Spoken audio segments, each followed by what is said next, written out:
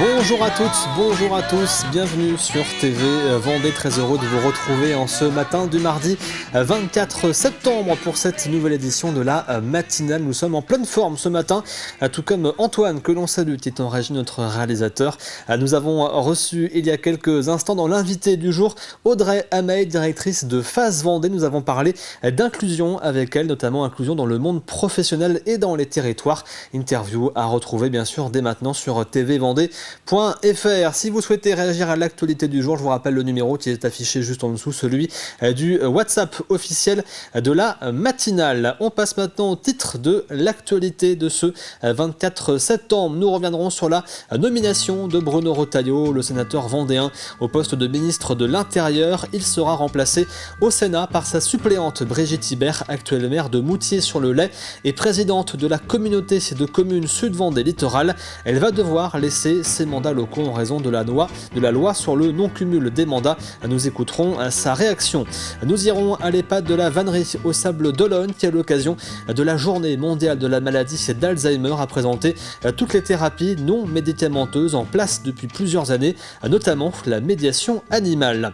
Et pour finir, ce sont des petites boîtes emblématiques qui vont donc évoluer, celle des sardines de la conserverie Gendreau. Afin de mettre en avant sa production locale de sardines, l'entreprise Gilo-Crucienne fait évoluer toute sa communication avec un nouveau logo et une mention 100% locale sur l'ensemble des boîtes.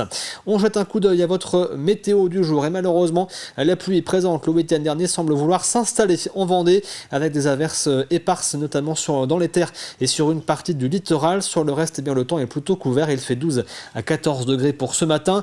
Il n'y aura pas beaucoup d'évolution pour cet après-midi. On va conserver donc des averses toujours dans les terres et les températures seront légèrement à la hausse avec 19 degrés.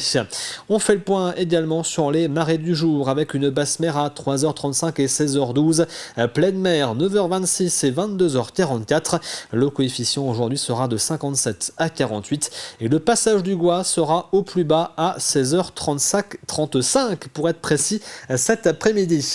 Comme tous les matins, on fait un petit tour du côté des marchés du jour avec donc celui de l'Aiguillon-sur-Mer à partir de 8h ce matin, c'est place de la mairie. Le marché de Nallier également de 9h à midi, place Pierre Mendès France. Et puis dans le nord-est vendéen, celui de Mortagne-sur-Sèvre de 8h30 à 13h sur la place Hulin. Un petit point sur vos conditions de circulation ce matin avec les traditionnels bouchons actuellement aux entrées des principales agglomérations vendéennes, surtout autour de la Roche-sur-Yon. Ça circule mal aussi du côté des Sables d'Olonne et également de Esnay.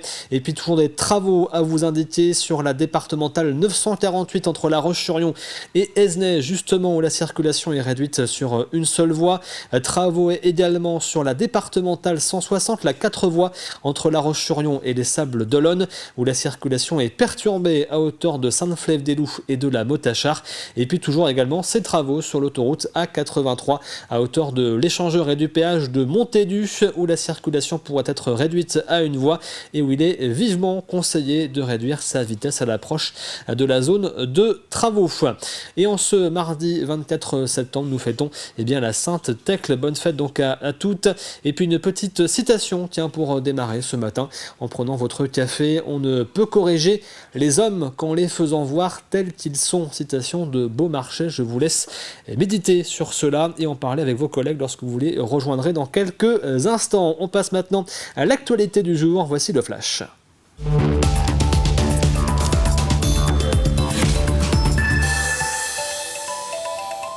Et la préfecture organise ce matin un exercice de sécurité civile grandeur nature au Sable d'Olonne dans le cadre de la préparation du Vendée Globe. Le scénario, l'évacuation d'un navire à passagers après une violente vague. L'objectif est de tester l'organisation des secours et la coordination entre les moyens terrestres et maritimes pour mieux anticiper les éventuelles opérations durant le départ ou les arrivées du Vendée Globe. Nous y reviendrons dans notre journal de 18h. Nous en avons déjà parlé hier hier la nomination du sénateur vendéen Bruno Retailleau au poste de ministre de l'Intérieur. Il a officiellement pris ses fonctions ce lundi lors de la passation de pouvoir avec son prédécesseur Gérald Darmanin. Bruno Retailleau laisse donc sa place au Sénat à sa suppléante Brigitte Ibert. Elle est actuellement maire de Moutier-sur-le-Lay et présidente de la communauté de communes Sud-Vendée littorale. La loi sur le non-cumul des mandats va l'obliger à quitter ses fonctions locales en Vendée. Écoutons sa réaction. Écoutez, ça va s'organiser en interne dans chacune des collectivités pour lesquelles j'exerce une mission. Il n'y a pas de sujet, ça se gère. On a tous un intérêt, on travaille tous pour l'intérêt général à partir du moment où on est élu. Donc voilà, j'ai des collègues qui sauront reprendre mes missions et être dans le même mouvement. Voilà, c'est vraiment un attachement au territoire, un attachement à nos populations, un attachement développer et poursuivre les actions qui sont en place. C'est une continuité. Ceux qui me succèdent vont dans la continuité, et pas de souci. Dans le cadre de la journée mondiale dédiée à la maladie d'Alzheimer, l'EHPAD de la Vannerie aux Sables d'Olonne a ouvert ses portes pour présenter toutes les thérapies non médicamenteuses qu'il propose aux résidents atteints par la maladie ou par des troubles cognitifs. Médiation animale, clown accompagnant, musique, ces différentes approches permettent d'apaiser et de communiquer. Elles aident à faire face à l'angoisse et à l'isolement lié à la maladie. Un reportage d'Alix Lanos. Oh, dis donc, qu'est-ce qu'ils sont calmes. Oui. La présence de Pépito, le poney, suscite l'intérêt et anime la conversation. Et c'est bien là tout l'objectif de la médiation animale pour ces patients atteints de troubles cognitifs. Marie-Claude, Laurence ou André viennent ici en accueil de jour et rentrent chez eux le soir. Ici, ils sont stimulés et encouragés à communiquer. Des gens qui peuvent être très enfermés à cause de la maladie vont pouvoir aller vers les animaux, vont être intéressés différemment plutôt qu'avec un contact humain parfois. Là, on voit que ça anime la curiosité intellectuelle et ça favorise l'échange. C'est l'une des thérapies non médicamenteuses proposées ici à l'EHPAD de la Vannerie aux Sables d'Olonne. Médiation animale, clown accompagnant, musicothérapie. Chaque mois, une intervention est proposée aux résidents souffrant de troubles cognitifs type maladie d'Alzheimer. Des méthodes particulièrement efficaces pour apaiser les angoisses et sortir de l'isolement. Quelqu'un qui est complètement renfermé, on n'arrive plus à communiquer et hop, la petite étincelle, le regard, l'intérêt. Et c'est exactement ce qui est en train de se passer un peu plus haut dans l'unité Alzheimer. Au contact des animaux, le visage de Yves s'éclaire. Oh, c'est mignon. C'est doux. C'est doux. Un bien-être pour les patients, mais également pour les soignants. On n'a pas forcément besoin d'un médicament pour pouvoir limiter les angoisses et apaiser les gens. Et si les résidents ne sont pas angoissés, ne sont pas stressés, et si on peut mettre en place toutes ces activités, la prise en soin, ça sera plus facile. Et les futurs accompagnants étaient également invités à cette journée. Les élèves du lycée Valère Maté en accompagnement, soins et services à la personne ont notamment pu assister à du théâtre participatif. Ils se sont ainsi plongés dans les ressentis d'un malade d'Alzheimer et de son entourage. Pourquoi je pourrais pas encore vivre chez toi? Mais non, papa, on en a déjà parlé. Je bougerai pas, je serai comme ça, puis je t'aiderai de temps en temps. Mais on a déjà essayé. Mais regarde, tu seras bien ici. Un spectacle pour comprendre tout l'intérêt de la médiation thérapeutique et réfléchir sur sa place d'accompagnant pour les personnes atteintes de la maladie d'Alzheimer. Depuis la rentrée, l'offre de transport par bus s'est étoffée à La Roche-sur-Yon et dans son agglomération. Le nombre de chauffeurs et de bus a été augmenté, permettant un maillage plus important et une fréquence de passage également plus importante. Désormais, toutes les communes de l'agglomération disposent d'une ligne de bus. L'objectif est de pousser les Lyonnais et les agglo-lyonnais à prendre les transports en commun. Nous, on a orienté sur plusieurs cibles, les scolaires, mais notamment les actifs, et pour rejoindre l'ensemble des polarités de commerce, d'entreprise, le CHD notamment, les activités au nord et au sud de l'agglomération. Et donc on souhaite qu'il y ait beaucoup plus d'actifs qui rentrent dans nos bus et qui du coup délaissent la voiture. Il y avait une commune qui n'était pas desservie, c'est la commune du Tablier, la plus petite commune.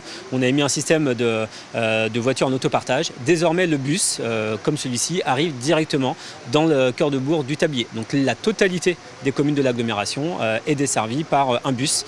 Et on a augmenté fortement les fréquences aux heures de pointe. Donc il y a 2 fois plus de bus qui arrivent dans toutes les communes de l'agglomération et qui partent des communes de l'agglomération à toutes les heures de pointe. 80 kilos, c'est le poids moyen des biodéchets produits sur une année par chaque Français. Au Sables d'Olonne, l'agglomération a décidé de les valoriser en poussant les habitants au tri afin de séparer les biodéchets des ordures ménagères. Pour cela, différents systèmes vont être mis en place avec des points d'apport volontaires et des composteurs à domicile. Ce service sera gratuit. Du porte-à-porte vient de débuter afin d'échanger, de distribuer ces différentes solutions aux habitants. Dans les déchets, aujourd'hui, de façon générale, il y a 30% de la poubelle qui est concernée par les biodéchets.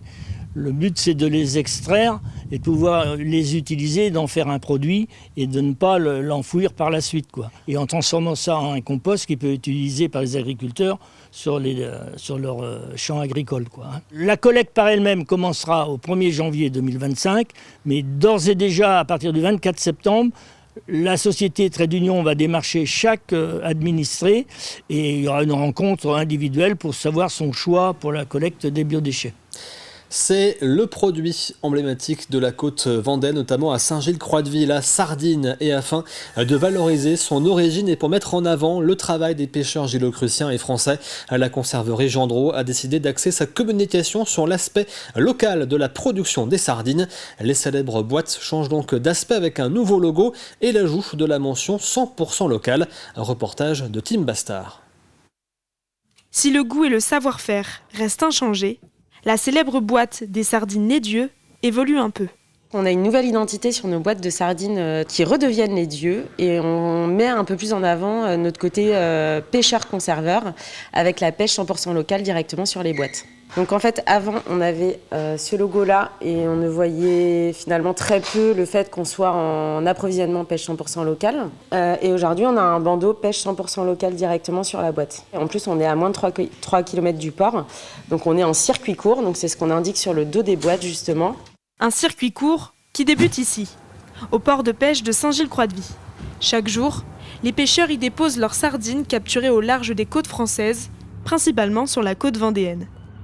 Puis, direction l'usine Gendreau. Au programme aujourd'hui, pas de poissons gilocruciens. Un stock tout juste arrivé de l'île de Ré s'apprête à être mis en conserve. Fraîchement débarquées, les sardines sont coupées, séchées, frites et égouttées avant d'être mises en boîte. Un travail autour de la sardine effectué par 2 équipes de 140 personnes. Tout est fait à la main, la coupe est faite à la main sur la sardine fraîche, l'emboîtage aussi est fait à la main. Avec la découpe de la queue et du collet, le sens de la sardine qui est très important, donc avec beaucoup de formation personnelle. Un savoir-faire davantage mis en avant grâce à cette nouvelle identité visuelle. Ces nouvelles boîtes rejoindront les rayons des supermarchés courant octobre. Et la conserverie Gendreau qui lance également pour la 10e édition du Vendée Globe une série spéciale de ces boîtes aux couleurs de la course. On a l'un des premiers exemplaires ce matin avec nous. On aura l'occasion d'en reparler dans les semaines à venir. Le week-end dernier avait lieu la 23e édition de Cavale Océane sur la grande plage de Saint-Jean-de-Mont. La première journée de cet événement équestre hors du commun a été particulièrement perturbée par les intempéries. Plusieurs animations ont dû être annulées, mais pour la journée de dimanche, la météo était au rendez-vous pour le plus grand bonheur des spectateurs. C'est toujours agréable de venir ici puisque c'est un public qui ne connaît pas grand-chose dans ce milieu-là, c'est un public de néophytes. Et c'est des gens, comme on l'entend juste là, à l'instant, qui apprécient le sans faute, qui apprécient le sport. C'est toujours un public bien particulier, celui de Saint-Jean-de-Mont, mais ô combien agréable en tout cas à faire vivre et à faire apprécier notre sport, quoi. Écoutez, les spectacles, malgré le temps qui est plutôt favorable aujourd'hui, est plutôt qualitatif dans le sens où il y a pas mal de monde et il y a de belles choses à voir. Ouais. C'est un bel endroit pour organiser ça. Déjà, Saint-Jean-de-Mont font des organisations un petit peu grandioses. Donc le cheval, je ne connaissais pas. Donc aujourd'hui, je suis venu découvrir puisque je suis en week-end au soleil. J'attendais le soleil, mais il est là. Et malheureusement, la pluie de ce week-end ne semble pas vouloir quitter la Vendée. On regarde votre météo de ce matin avec donc ces conditions toujours instables, avec des averses soutenues dans les terres et plus éparses et localisées sur le littoral. Côté température, comptez 12 degrés à La Châtaigneraie, 13 à Montaigu, Fontenay-le-Comte, La Roche-sur-Yon et Chaland, 14 degrés du côté des Sables d'Olonne et de la Tranche-sur-Mer et 15 degrés à l'Île-Dieu. C'est la fin de ce flash. On passe tout de suite au plus de l'info du jour.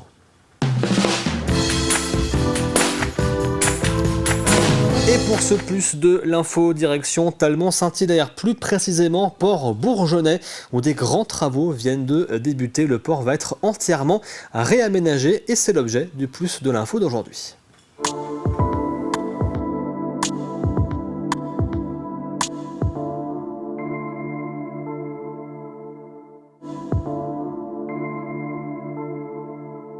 Port bourgeonnais demain, c'est le dépoussiérage d'un port qui a 40 ans pour permettre des espaces de vie, des espaces de restauration, des espaces pour les familles.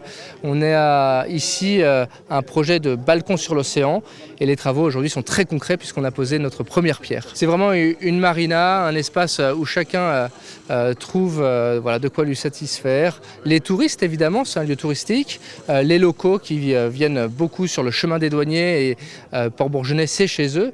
Et puis tout un territoire, les plaisanciers, les associations nautiques, tous ceux qui aiment la mer, soit sur l'eau, soit depuis la terre, mais en tout cas ce lieu leur est destiné. Eh bien, on a vécu des étapes administratives, un concours d'architectes, le choix de l'architecte, et puis là, voilà, c'est concret. Les travaux ont commencé au mois de juin et vont se terminer en 2026. Donc, c'est des travaux qui sont longs parce qu'ils sont conséquents. Et puis, la deuxième étape, après la construction, c'est la commercialisation des espaces commerciaux avec des commerces de bouche, évidemment, des restaurants, mais aussi d'autres commerces pour étoffer l'offre commerciale à Port Bourgeonnais. Oui, ce port, il a 40 ans. Jean de la Roche-Tulon, maire de Talmont-Saint-Hilaire, avait choisi et avait la vision d'une destination nautique et touristique ici à Talmont-Saint-Hilaire en créant Port Bourgeonnais. Et l'enjeu, c'est à la fois le respect de cette histoire-là et puis ancrer le port aussi dans le 21e siècle avec des services aux plaisanciers, avec des espaces qualitatifs où chacun puisse vraiment se trouver bien ici. Et puis nos enjeux environnementaux aussi, on a un bâtiment qui est très performant, on a le sentier des douaniers qui passe à proximité et qui va être connecté au bâtiment avec un grand rooftop vue mer, un restaurant panoramique. Donc ici, vraiment, c'est la marina par excellence. Ce n'est pas une tour de 5 étages qui est fait, c'est au contraire un bâtiment qui est très allongé, très intégré, notamment à la falaise, qui est ici un peu notre marque de fabrique. On a une très belle falaise qui dit beaucoup de choses d'ailleurs de notre histoire géologique. Eh bien, le bâtiment vient s'inscrire dans cette topologie. C'est un projet qui est conséquent, qui a coûté 12 millions d'euros. Mais qui est très bien financé aussi, puisque à la fois l'Europe et l'État, puisqu'on est destination France, comme destination touristique. Donc tout le monde a pris sa part pour justement, conscient de cet espace magnifique, pouvoir faire un très beau projet.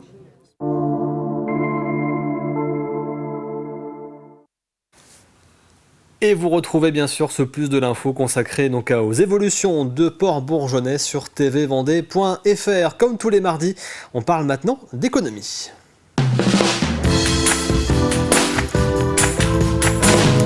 L'actualité des réseaux économiques vendéens avec ce matin Bruno Soulard, le directeur général de la Chambre de commerce et d'industrie de la Vendée.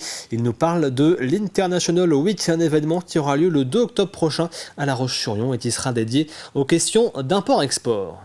Alors dans un premier temps, on a ce qu'on appelle un pitch challenge, un International Pitch Challenge, où on va avoir 3 sociétés qui vont s'affronter pour pitcher effectivement leur projet à l'international. Ces 3 sociétés s'affrontent là pour gagner un billet d'avion.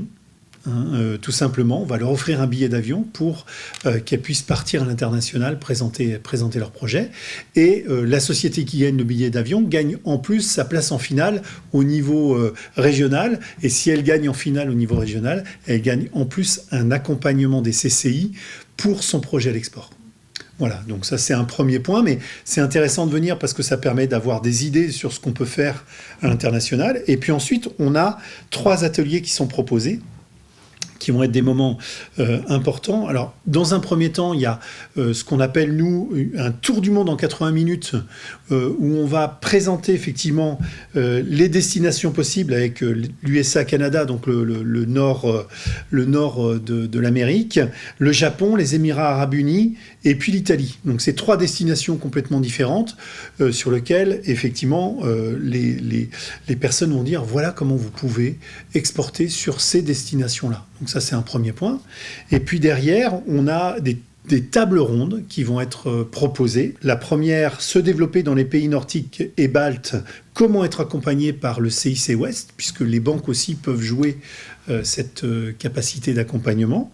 Une deuxième table ronde autour des questions des voyages d'affaires, de l'expatriation et des problématiques de sécurité économique.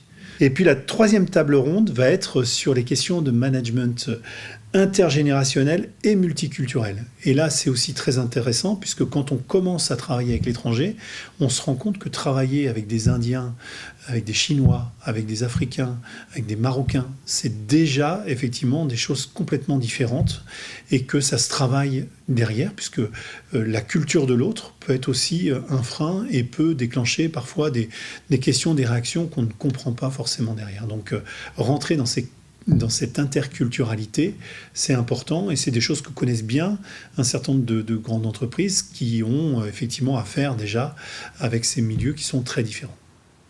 Rendez-vous donc le 2 octobre prochain pour l'International Week organisé par la Chambre de commerce et d'industrie de la Vendée, dédiée aux questions d'import-export. On passe maintenant à l'extrait du jour.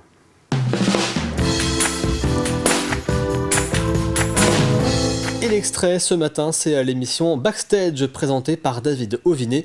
Il reçoit aujourd'hui un duo de chanteuses, les Petites Mains Baladeuses. Nolwenn, qui a des passions vraiment, que vous allez pouvoir peut-être vous compléter. Comment tout cela se passe ? Alors on a commencé pendant le confinement, où j'ai beaucoup joué chez moi. Ouais. Et à un moment, je savais que donc, du coup, Marine m'a dit qu'elle chantait, donc je lui ai proposé de venir. Et après, on a commencé à jouer un peu pour s'entraîner avec les enfants dans les parcs. Ouais. Et on s'est rendu compte que quand on jouait, il y avait quand même ça amenait pas mal de personnes qui venaient regarder ce qu'on faisait. Ah, je suis pas étonné, oui. Et là, du coup, Marine m'a dit, il y a peut-être moyen qu'on fasse quelque chose ensemble. C'est ça, monter un vrai répertoire et puis commencer à se produire dans l'idée. C'était un coup de fou dès le début. Qu'est-ce que tu as pensé, toi, par exemple, Marine, de Nolwenn, quand tu l'as vue pour la première fois ? Alors j'avoue que je l'ai trouvé assez timide et réservé de prime abord, et puis après quand on a commencé à échanger un petit peu plus, je crois qu'on a découvert un petit peu vraiment nos petits grains de folie qui s'accordaient parfaitement, aussi bien que notre violon et notre accordéon en fait. Et après je pense qu'on peut presque parler de coup de foudre musical, c'est-à-dire qu'il y a une vraie intensité dans les émotions qu'on ressent quand on joue ensemble. L'émission donc Backstage à retrouver aujourd'hui sur TV Vendée. On revient sur les titres de l'actualité du jour. Nous avons donc reparlé de la nomination de Bruno Retailleau, le sénateur vendéen, au poste de ministre de l'Intérieur. Il sera remplacé au Sénat par sa suppléante Brigitte Hibert, actuelle maire de Moutier-sur-le-Lay et présidente de la communauté de communes Sud-Vendée Littoral. Elle va devoir laisser ses mandats locaux en raison de la loi sur le non-cumul des mandats. Nous avons écouté ce matin sa réaction. Nous sommes allés à l'EHPAD de la Vannerie au Sable d'Olonne qui, à l'occasion de la journée mondiale de la maladie d'Alzheimer, a présenté toutes les thérapies non médicamenteuses en place depuis plusieurs années, notamment la médiation animale. Cela permet de mieux communiquer avec les malades et de réduire les éventuelles tensions. Pour finir, nous avons donc découvert ces petites boîtes emblématiques qui vont évoluer, celle des sardines de la conserverie Gendreau, afin de mettre en avant sa production locale de sardines. L'entreprise Gillo-Crucienne fait évoluer toute sa communication avec un nouveau logo et également l'ajout sur les boîtes d'un petit bandeau marqué 100% local. On fait à nouveau un point sur votre météo du jour. Avec, je suis désolé, encore une fois, de la pluie pour aujourd'hui sur une bonne partie de la Vendée, notamment dans les terres avec des averses localisées. Le ciel, lui, sera couvert dans le nord-ouest vendéen. Côté température, comptez 12 degrés à La Châtaigneraie, 13 du côté de Montaigu, La Roche-sur-Yon, Fontenay-le-Comte et Chaland, 14 degrés à la Tranche-sur-Mer et au Sable d'Olonne et 15 degrés sur l'Île-Dieu. On passe maintenant au jeu de la matinale.